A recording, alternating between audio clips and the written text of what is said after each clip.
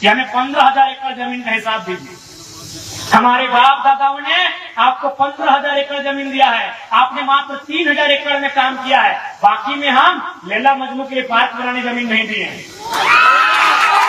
हम वो बात कहने आए हैं जो बात कहने से अर्जुन मुंडा, सुदेश महतो, बाबूलाल मरांडी और हेमंत सोरेन की हालत खराब हो जाती है।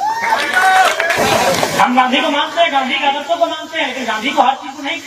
मेरी उम्र 29 साल है, कोई कहेगा कि एक साल में मारेंगे तो आड़ देंगे, भैया नहीं होगा। तो मेरी बातें लग रही कि लड़का भड़का रहा है, कोई नहीं भड़का रहे हैं।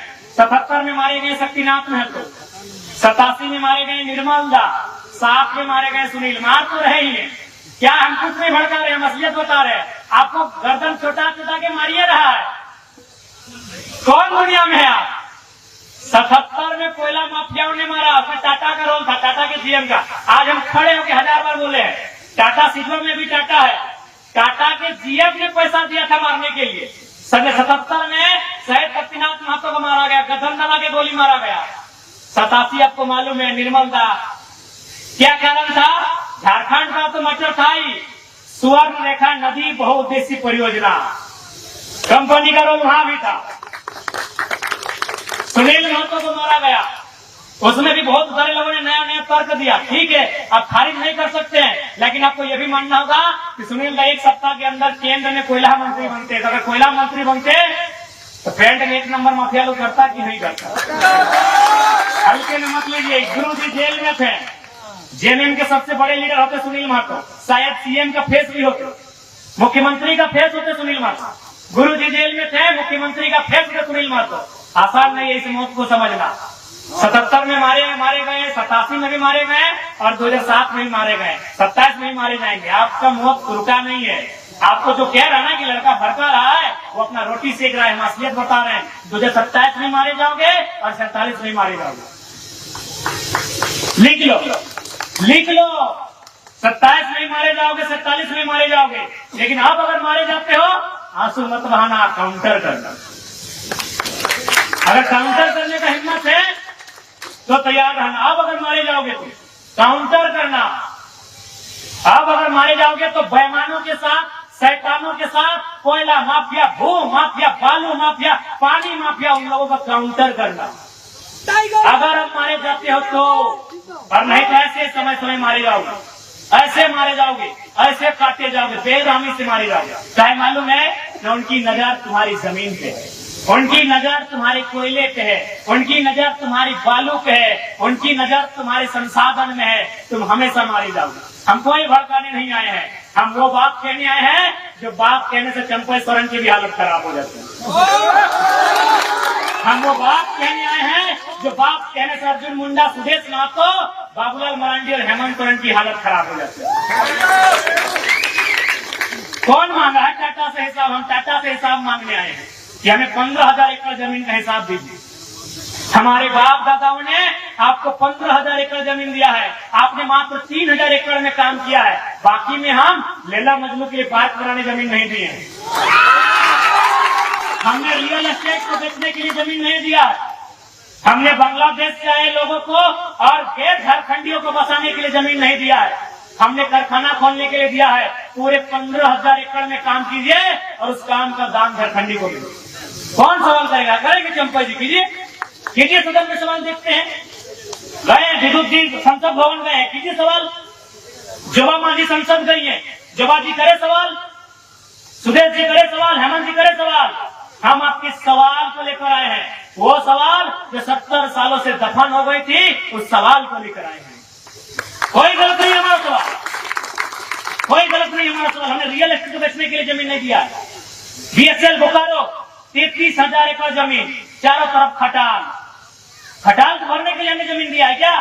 सिंदरी, एफसीआई, पूरा मैदान खाली है।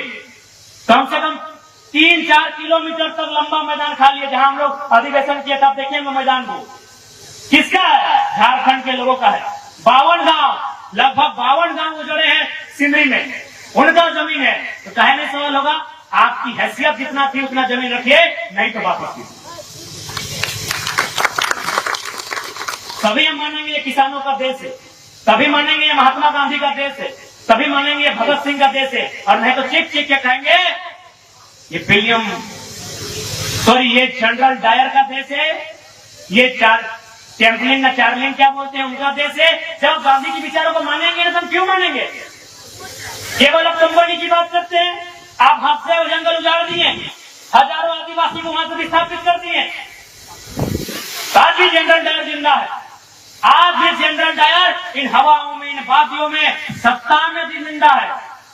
जनरल डायर सत्ता में जिंदा है। आप उधम सिंह कब बन रहे हैं, ये तैयारी आपकी है। अच्छा, अभी एक मेडलिस्ट हमारी बाहर हो गई, क्या लगता है इसमें राजनीति नहीं है? मैं ये इस विषय में हम बात नहीं कर रहे हैं। या तो सोनाथ जीतती या तो रजत जीतती, और किनको तकलीफ थी? जो सत्ता में बैठे हैं। क्यों? तो कुछ दिन पहले वो सत्ता से पीट के गई है, उसका जोरदार नाम होता देखिए। एक एंगल आप इसको तराशिए, वहां एक परसेंट ही तराशिए, लेकिन इस एंगल को तराशना होगा कि जो 4 को उठा के एक दिन में पटकती है और फाइनल के दिन ड्रॉप आउट हो जाती है। मजाक नहीं है मेरे साथ में। एक अब दक्षिण भारत में फिल्म देखे हम, एक मिस यूनिवर्स का कंपटीशन था। जो लड़की जीतने वाली थी उसको बोला हरा दो, उसका जो गुंडा था वो उसको हराइए, उसको हरा दिया गया। तो ये ओलंपिक में भी और खेल में भी सब कुछ हो सकता है। ज्यादा नहीं कहेंगे, आपको थोड़ा सा एंगल तराशना हो, क्योंकि वो इस देश से पीट के गई थी, इस देश की सड़कों से घिसट के गई थी। आज अगर वो ओलंपिक से मेडल लेके आती तो वो बादशाह बन गया। और ये शायद कुछ लोगों को मंजूर नहीं था। अब वो कौन लोग हैं आपको पता नहीं।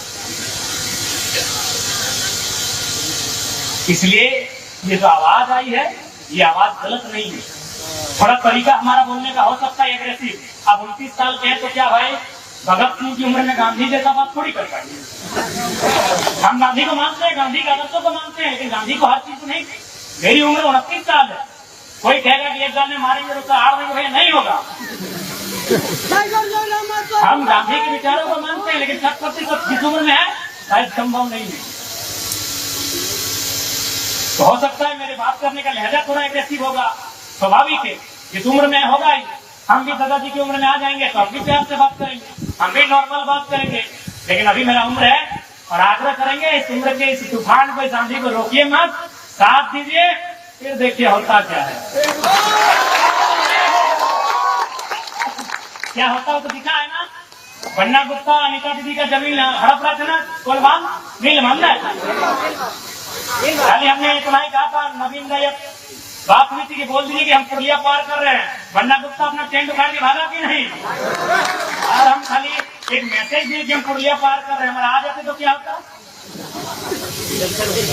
क्या लगता है? अरे आपकी ताकत बन के आए, एक बार भरोसा जताइए, आपकी ताकत बनने में हम लोग कहीं कमी नहीं होती। क्या होगा? गोली खाएंगे। हम तो कह रहे हैं, हम तो स्वीकार कर रहे हैं, हमारे कॉर्पोरेट के दलाल हमें गोली मारे, तमाम कंपनियों के दलाल हमें गोली मारे, तमाम ब्यूरोक्रेट में जो भ्रष्टाचार अधिकारी बैठे हैं वो हमारी मौत की साजिश रचे। हमने कब मना किया? लेकिन एक शर्त है, हमारी मौत हो जाए तो मातम मत मनाइएगा, सीता बाद में जलाइएगा, पहले उनके हौसले को जलाइएगा।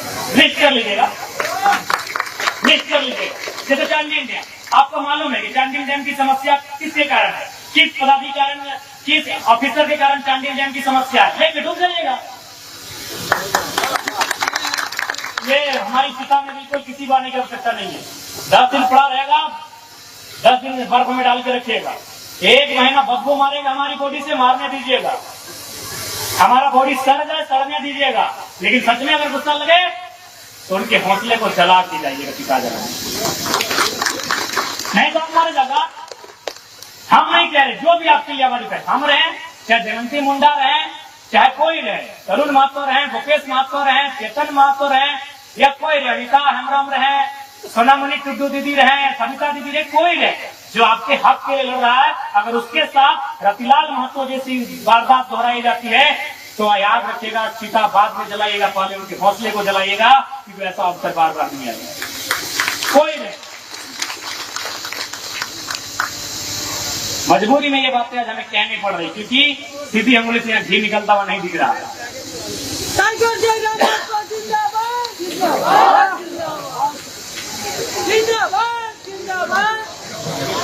और अंत में इतना ही कहेंगे कि आज की जो हमारी लड़ाई है वो किसी व्यक्ति से नहीं है, किसी राज्य से नहीं है, किसी लोग से नहीं है। हमारी लड़ाई है उनसे जो हमारी जमीनों में हमारे सर पे चढ़ के हमारा शोषण कर रहे हैं, हमारी लड़ाई उनसे है।